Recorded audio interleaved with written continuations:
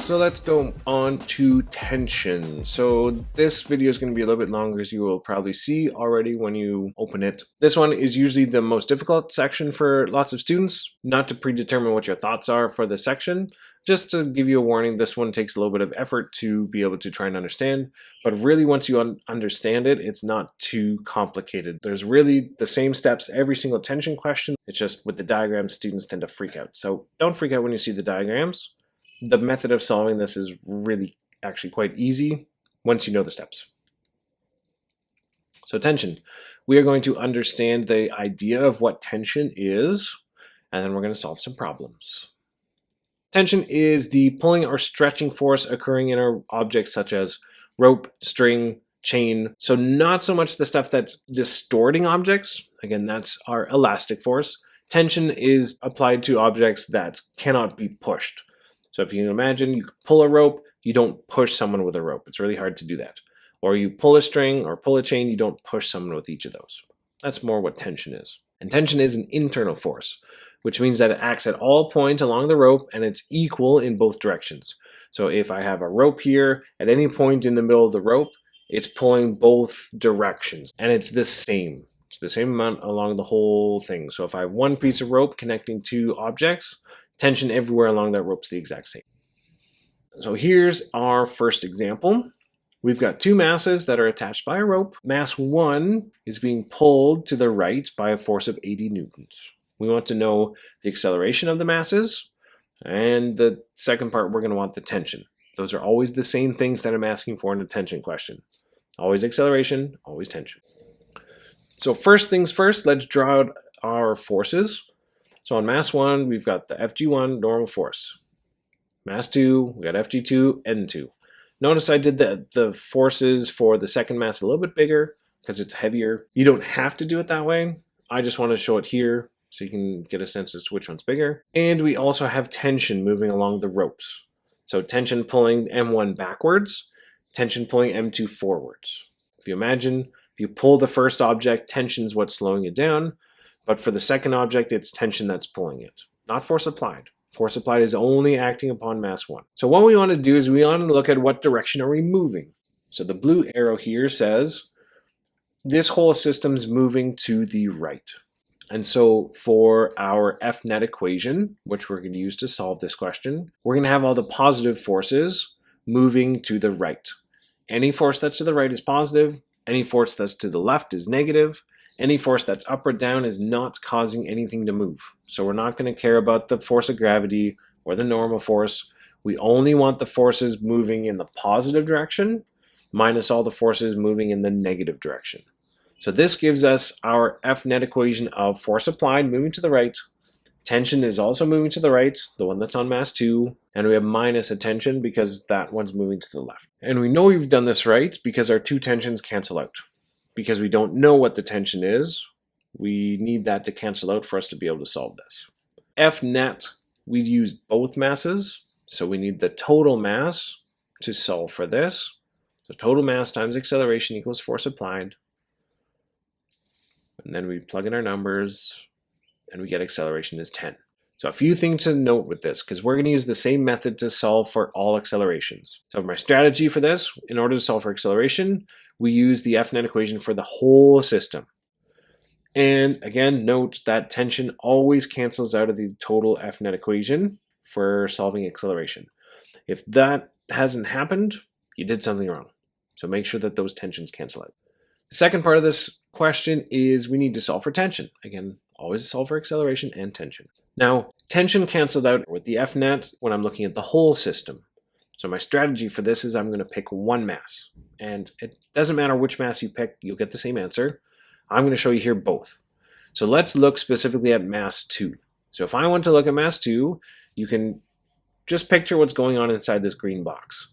So we've got Fg, normal, tension. And if we were to make an F net equation for this, it's only going to equal tension.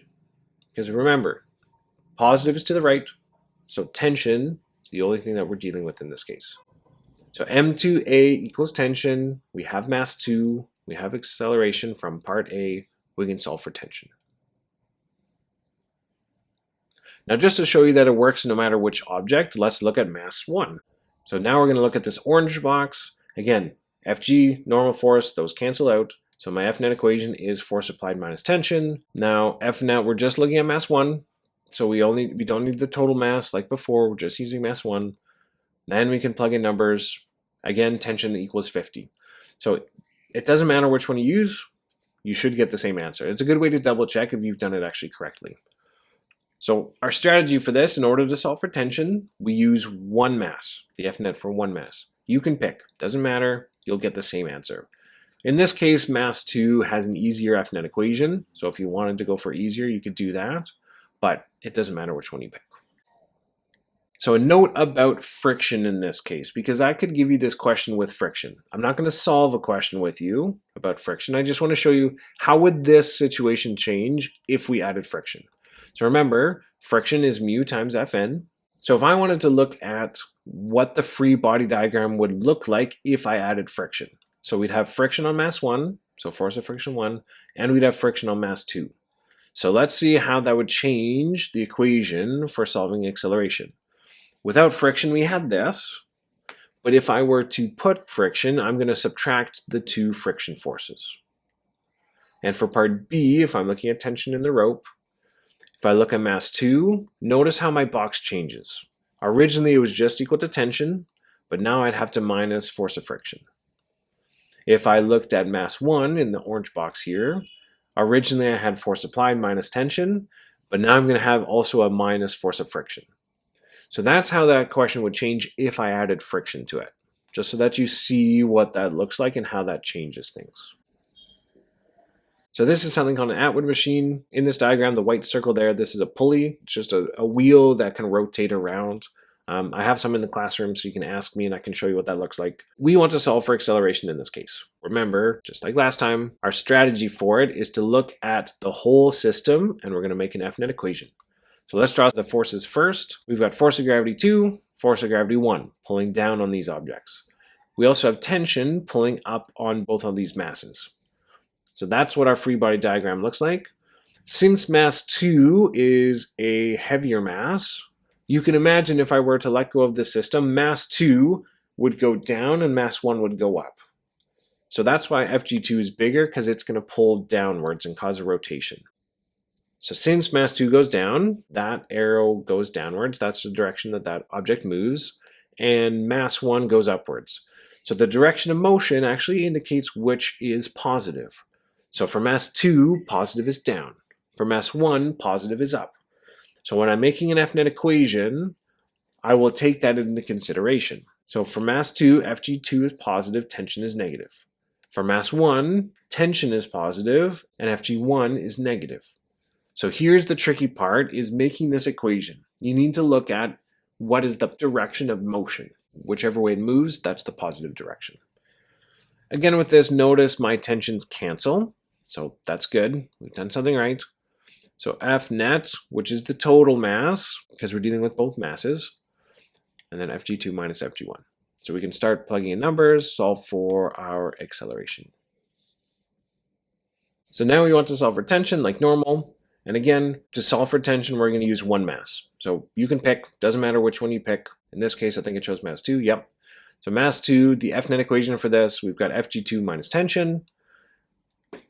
We know those equations, we know those numbers, we can plug in that into the calculator and get tension. Again, by now I'm expecting you to know the algebra for this, hopefully. So that's how you get tension. Let's look at one further situation involving tension. So imagine we've got two masses here. So you've got a table, mass 2 is sitting on the table, it's attached by a rope that goes over a pulley, and then you have a hanging mass 1. So as mass 1 falls, the other object is going to move along the table. So this table is frictionless, and we're given the two masses. Again, solve for acceleration. So if we're solving for acceleration, you should know by now what we're trying to do. Use the whole system. I need to see what is the F net equation for the whole thing.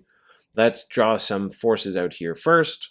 So mass 1 has force of gravity, we've got tension pulling upwards, Fg2, and we have the normal force 2, and we have tension pulling along the rope. So there's all your forces that are acting in the system. Again, we want to figure out what is the positive direction and what's the negative direction. So mass 1 is going down, so that's the positive direction. Mass 2 is going to the right, So that's the positive direction. Again, you're looking at the two masses separately. For mass 1, down is positive, up is negative. I know that's confusing to kinematics. For mass 2, to the right is positive, to the left is negative. So we can make an F-net equation for that. Tensions cancel out, done it right. Since we used both masses, use the total mass for this, plug in numbers, solve for acceleration. So now, surprise, surprise, we need to solve for tension. So remember, for tension, pick a mass. In this case, we can use mass 2, and that's simply because F-net equals tension. And F-net, we're using mass 2 times acceleration. We can go through that and solve for what tension is. Again, you could have picked mass 1, would have given you the exact same answer. This question, again, I couldn't give you involving friction because you have a mass on a surface. So if I were to put friction here, this is how my free body diagrams would change. So if I'm solving for acceleration, originally this was the equation. All I'm going to add is that you have a minus force of friction 2. And if I'm looking at tension in the rope, for mass 2, within this box, originally we had F-net equals tension. We would just minus force of friction 2. If you were to be looking at mass 1, your equation would be the exact same because there's no friction added there. So nothing will change with that one. So there's tension. I know those diagrams looked a little bit crazy, but if you remember your methods of solving for acceleration, use the whole system and mass total. If you're solving for tension, pick a mass and solve for it. Your strategies for those are the same. So once you get comfortable with that, it's actually not too difficult to go through it. So that is this lesson. Okay, little lady, this one's going to be a short video from the movie Zootopia. This is the one with all the animals. Okay. Ready?